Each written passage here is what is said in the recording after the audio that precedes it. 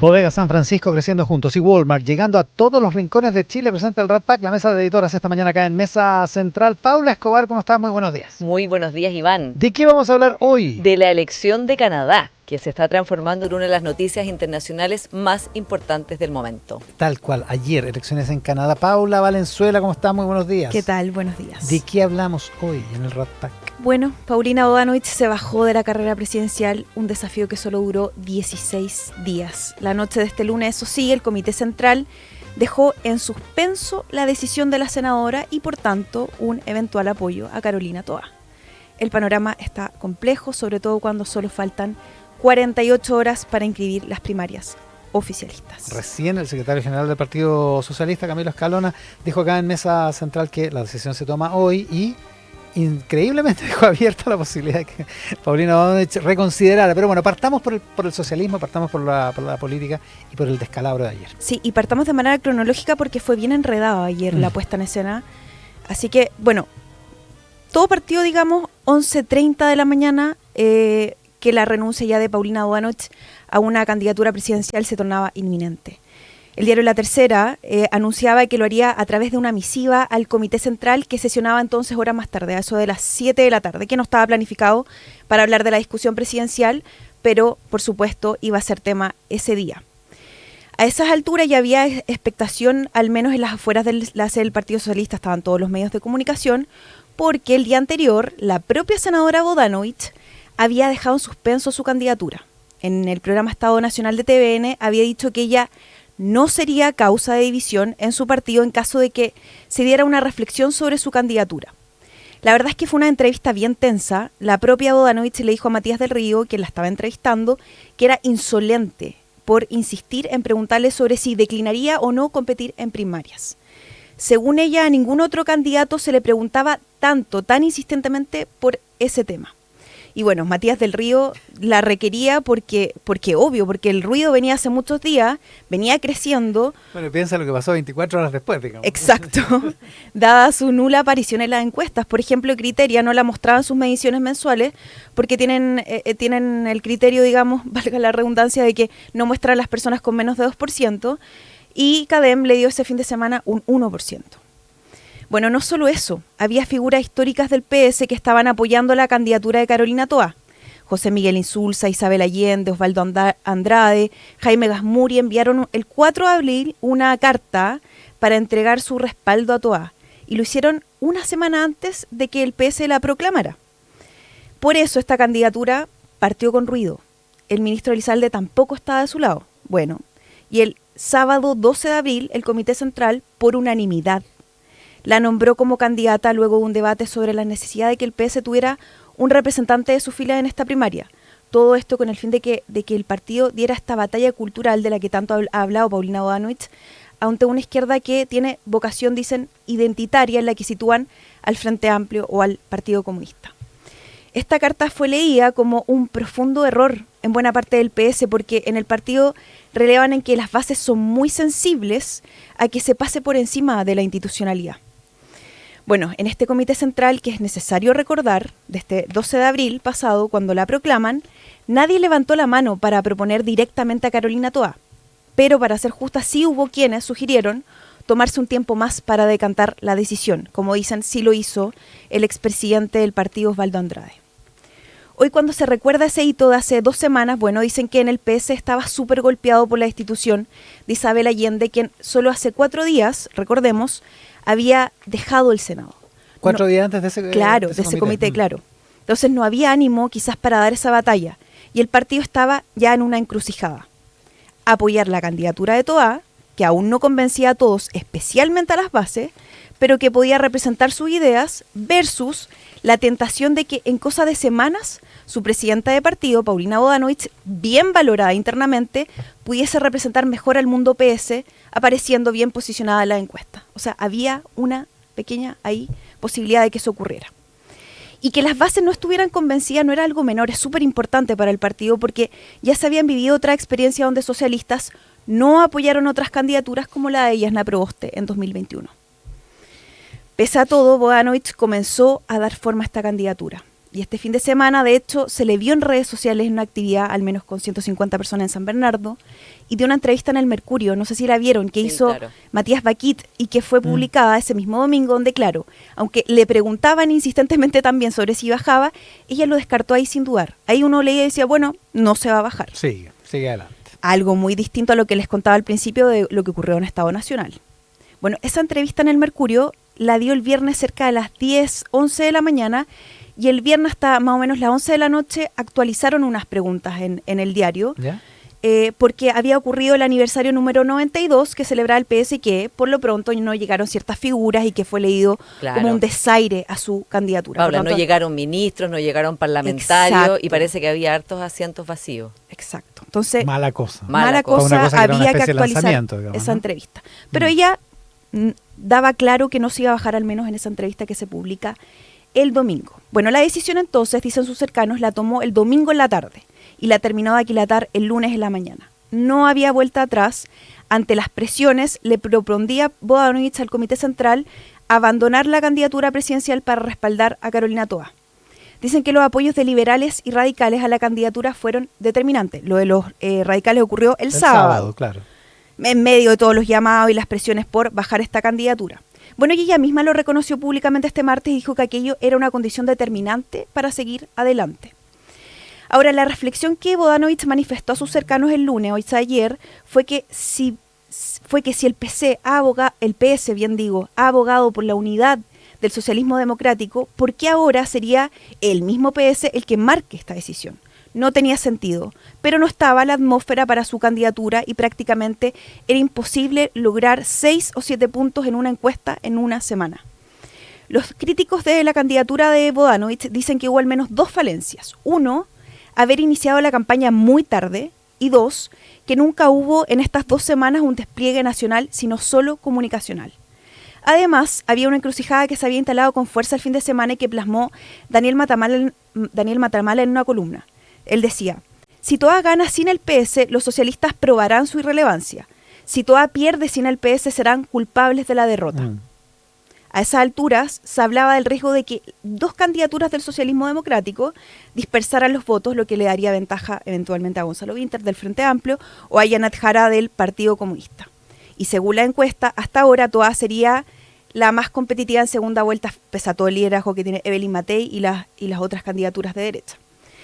Con todo esto sobre la mesa, este lunes conocimos la famosa carta en la que Bodanovich se bajaría de la carrera. Fue eso del mediodía, pero la verdad es que esa palabra no se leyó en ese documento. La carta era muy rara. Sí, ella propuso reflexionar para fortalecer al socialismo democrático y ahí mismo, cuando empieza a conocerse esa carta, empiezan a salir los presidentes de partido y los secretarios generales de la reunión de coordinación que tenían esa mañana en la misma sede del PS, donde ellos contaban que en la reunión de coordinación, donde estaban viendo el tema de las primarias, en fin, esta reunión que hacen los lunes, ella les había informado esta decisión. Entonces uno también, bueno, estaba la carta, estaba la nota de la tercera y estaban los presidentes de partido también manifestando esta decisión y por supuesto las fuentes por interno también nos decían... Del Partido Socialista, todo empezó a circular eso, que se había bajado, no que había una carta de reflexión. Exacto, se había bajado. Bueno, Bodanovich habló 2 veces ayer de manera pública. Primero lo hizo en el PS y luego en La Moneda, al tiempo que recibió el llamado telefónico de Carolina Toa, quien ya públicamente había enviado un saludo fraterno al PS por la difícil decisión. Había sido una declaración,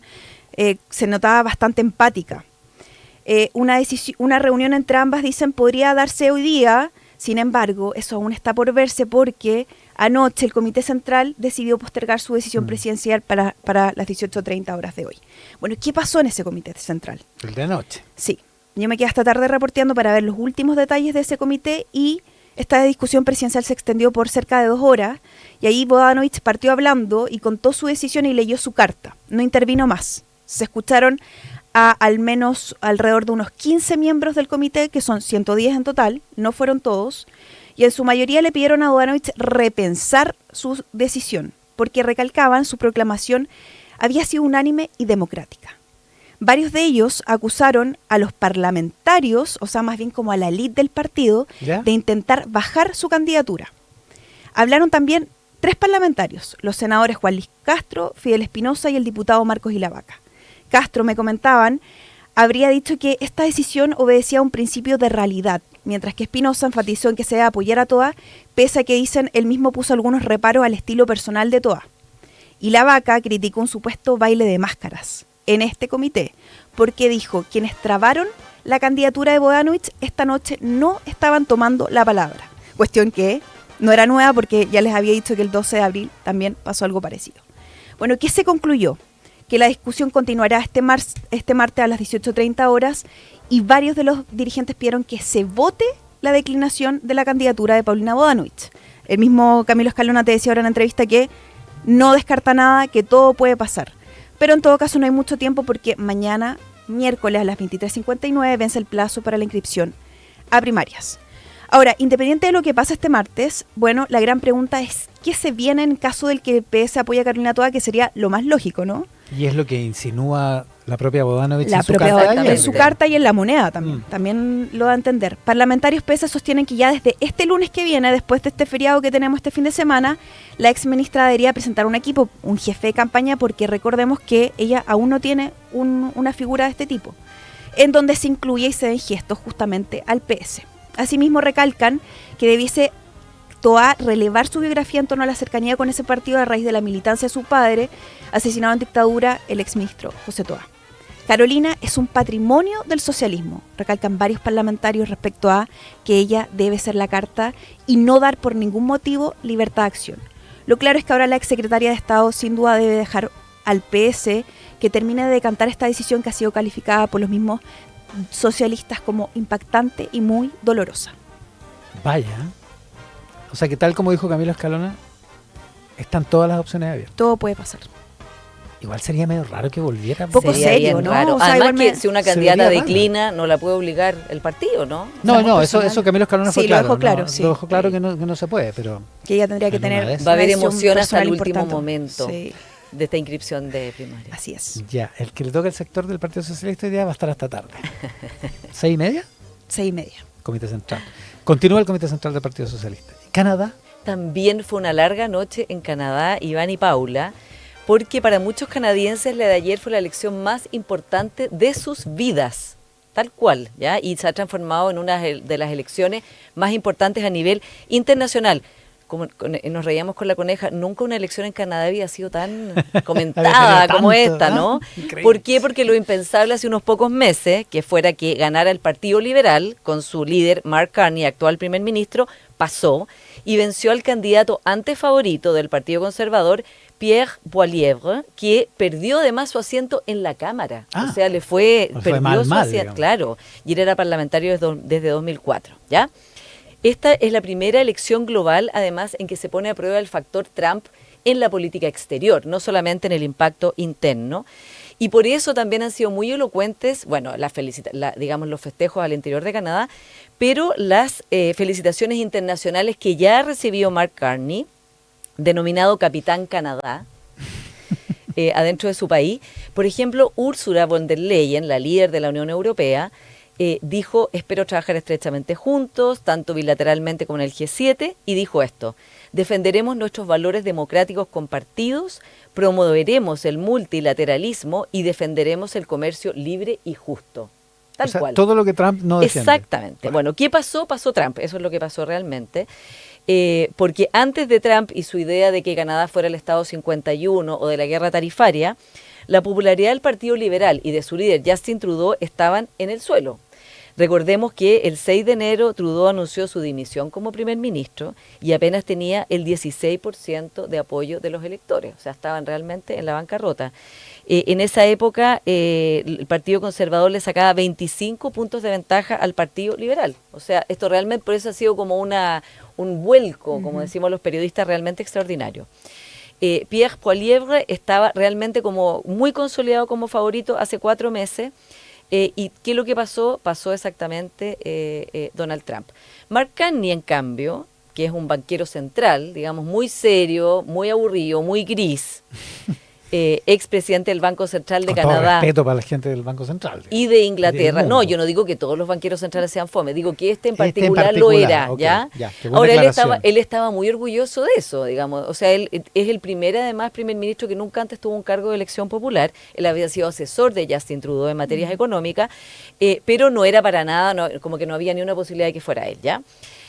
MAGA y Trump fueron una bomba en la campaña y esta campaña solo se trató de Trump, ¿ya? Dándole entonces ventaja y este vuelco, un comeback así tipo Rocky a los liberales o los progresistas de centro izquierda canadienses. Para los canadienses, como dijo muy bien el New York Times, esta elección fue personal, ¿ya? No fue una elección ideológica, no pensaron tanto en la lealtad al partido, sino que a qué persona querían tener en la sala negociando con Donald Trump y quién podía defender mejor a Canadá frente a la amenaza estadounidense. Esa fue como la pregunta, el eje o el clivaje, como dicen los politólogos de esta elección.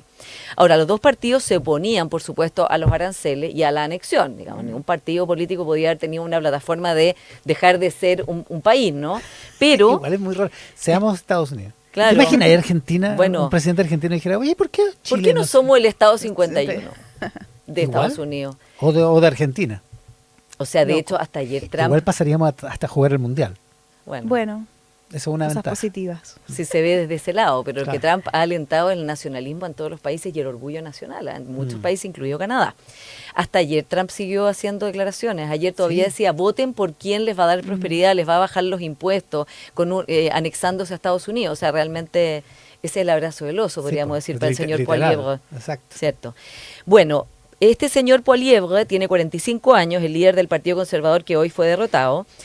Él es más moderado que Trump en cuestiones como la migración y el tamaño del gobierno. Él no es tipo, no planteó hacer como Doge, esta oficina de Elon Musk, tampoco como cerrar completamente la frontera. Él quiere limitarlas, pero no cortarlas radicalmente. Sin embargo, sí se vio siempre como muy cercano a Donald Trump en otro tipo de políticas. Por ejemplo, totalmente le gusta la famosa guerra cultural, como denomina Donald Trump, está totalmente contra lo que él denomina la ideología woke, le gustan también las criptomonedas, es muy políticamente incorrecto para hablar, se opone o es crítico de los principales medios de comunicación, quiere desfinanciar la radio-televisión pública del país, ¿ya? Entonces, en un momento en que Trump se ve como una amenaza existencial para Canadá, evidentemente eso no le ayudó y no pudo tampoco hacer el cambio a ponerse antitrumpista cuando antes estaba dentro del universo trumpiano, ¿no? claro. Entonces, Ya había quedado ya. exactamente, él no podía transformarse ahora, hacer como rápidamente, ahora soy antitrumpista, ¿no? Y esto le dio, evidentemente, una gran ventaja a Mark Carney, como les decía, este serio banquero central, que se posicionó entonces como el antídoto contra Trump y dijo, yo soy la mejor persona para lidiar con él, soy pragmático, soy serio, soy experto en crisis, además él ha estado en grandes directorios de grandes instituciones y compañías, entonces dijo, yo soy experto en crisis, yo soy capaz de manejar esto y de defender a Canadá frente a esta amenaza existencial. Ahora hay que recordar que el inicio de esta crisis, el punto de partida que termina en las elecciones de ayer es precisamente la discusión al interior del gobierno de Justin Trudeau de cómo lidiar con Trump. Exactamente. Y también una crítica que había a Justin Trudeau. Claro. Pierre Poilievre, él tomó un punto, o sea, ¿cuál fue su campaña? Él dijo, en el fondo tenemos que hacer Canadá great again, porque dijo, Sí. Trudeau ha gastado demasiado, ha dejado este país convertido en una sombra de lo que fue. Aquí hay un crecimiento que ha sido demasiado bajo, alta inflación, los costos de la vida han subido muchísimo y las encuestas mostraban que los hombres jóvenes, ojo que este es un electorado muy importante para Trump, los hombres jóvenes estaban enganchando con eso, ¿ya? O sea, como que realmente Trudeau había llevado al país a un punto demasiado malo. Ahora, Mark Carney había sido asesor de Trudeau, ¿ya? ¿Qué es lo que hizo él? Se posicionó como el anti-Trump, pero a la vez se distanció de Trudeau. O sea, también, digamos, no hizo lo que hizo, o sea, no cometió el error de Kamala Harris, que fue no separarse de Biden, digamos. Él se separó y dijo que él repudiaba, que estaba en contra de algunas de las políticas económicas de Trudeau, que no había que, también dijo que había gastado demasiado y que eso había puesto a Canadá muy vulnerable frente a la política, a la guerra comercial con Estados Unidos. O sea, hizo como su diferencia, ¿ya? Se transformó entonces en Capitán Canadá, como les decía, ese es como le dicen ahora, y creó esta idea de que él tenía, digamos, era la persona que podía lidiar bien con Trump, ¿ya? Y además reforzó el orgullo patrio versus Donald Trump. Los canadienses son bien orgullosos de su país, pero no son estridentes, nunca han sido como... Y es un país además bien diverso, religiosamente, tienen distintas lenguas, o sea, es un país bien diverso y convive bien en la diversidad y no en esta cosa como nacionalista. Sin embargo, Donald Trump ha creado un boom de orgullo canadiense y sentimiento patrio, al punto que, según datos de YouGov, el personaje de canadienses que consideran que Estados Unidos es un país enemigo o no amistoso se ha triplicado, pasando del 22% en 2020 al 64% en abril de este año. Chuta. Ojo. Entonces, ya digamos, o sea, es otro eje hoy día para los canadienses, ¿no? Bueno, todavía se están contando los votos, un piropo para nuestro CERVEL que tiene todos los votos contados en la noche. Hoy día se suspendió a las 5:30 de la mañana el conteo de votos, hay un 90% de votos de recuento que ya está ok, por lo tanto está claro que ganó Mark Carney y está claro también que perdió Poilievre su silla, pero no está claro si va a ser un gobierno de mayoría o de minoría. Claro. Hasta ahora que yo estaba chequeando el track de New York Times, tiene 154 asientos los liberales versus 131 los conservadores. No está claro si va a ser un gobierno de mayoría o no, necesita 172 asientos para lograrlo. Si no, va a tener que negociar con los otros partidos, el Partido Verde, el nuevo Partido Democrático, en NDP, o con el Bloc Québécois, que también es un bloque con los cuales en general los liberales han podido coincidir, ¿ya? Para poder hacer mayoría. Pero de todas maneras, con esto termino, Iván, esta es una elección de la mayor importancia, porque fija un precedente en qué pasa con los líderes que están compitiendo, los líderes de derecha, digo, que están compitiendo y no se pueden deshacer de su adhesión previa a Donald Trump, no pueden hacerlo con la rapidez señalada, ¿no? O sea, necesitada para esto, y que en el fondo, esto está claro que la polarización dentro de Estados Unidos que se vive hoy día con Donald Trump, que también ha bajado bastante en las encuestas, ha bajado, de hecho, ningún presidente en los primeros 100 días tiene tan baja popularidad como Trump hoy día. Esto también está pasando afuera, ¿no? Y que en el fondo está este factor de temor a la guerra comercial, digamos, de crítica a sus políticas exteriores, pero también el factor orgullo que está también creando una votación anti-Trump muy fuerte. Termino con la frase que dijo ayer Carney cuando ganó, que se vistió de rojo, bailó, este señor serio bailó, olvídense el baile que hizo, lo vi increíblemente motivado, digamos. Bien. Dijo, no sé si, ¿Onda Janet Jara? Digamos que era con entusiasmo más que con tanta experticia en el baile. Ya, pero lo muestra. Dijo, vengo advirtiendo hace meses, Estados Unidos quiere nuestra tierra, nuestros recursos, nuestra agua, nuestro país. Estas no son amenazas vagas. El presidente Trump está tratando de quebrarnos para que Estados Unidos sea nuestro dueño. Eso nunca sucederá, dijo. Nunca una elección canadiense había importado tanto, había llamado tanto la atención. Así es el informe de Pablo Escobar. Aquí vamos a estar atentos hoy, Paula Valenzuela. Además de, por supuesto, las primarias y la inscripción que vence mañana y que siempre trae sorpresa, por supuesto que también a los pinchazos, a los teléfonos del presidente, vamos a ver las repercusiones y sobre todo porque mañana es la cuenta pública del fiscal nacional, Ángel Valencia. Así que puede ser también que el tema siga. Porque el tema ha ido creciendo, recordemos que... Exacto, ha ido creciendo. Claro, Exante publicó ayer... Ayer en la mañana, que el fiscal Cooper había pedido también la intervención del teléfono del presidente en el marco del caso de Procultura, una orden que el juez de garantía le negó al Ministerio Público, y el gobierno en la tarde, varias horas después, Aysén Echeverría dijo que el gobierno no confirmaba, que no tenía datos, que esperaba que el fiscal nacional le confirmara, ¿no? Que esto era correcto, que esto era cierto. Bien grave y preocupante, sobre todo si consideramos que en general se filtran las investigaciones. Claro, que lo que salga de esa escucha telefónica se va a saber, digamos. Exacto. Paula Escobar, ¿atentos a? Bueno, a las 9:45 en un ratito más se va a presentar el Catastro Nacional de Campamentos 2024-25 de un estudio que hace Techo Chile, con la presencia de, hasta ahora confirmados, Carolina Toá, Janet Jara, Gonzalo Winter, además del ministro Montes y la subsecretaria Leitao. Así que interesante ver qué pasa ahí y un atento.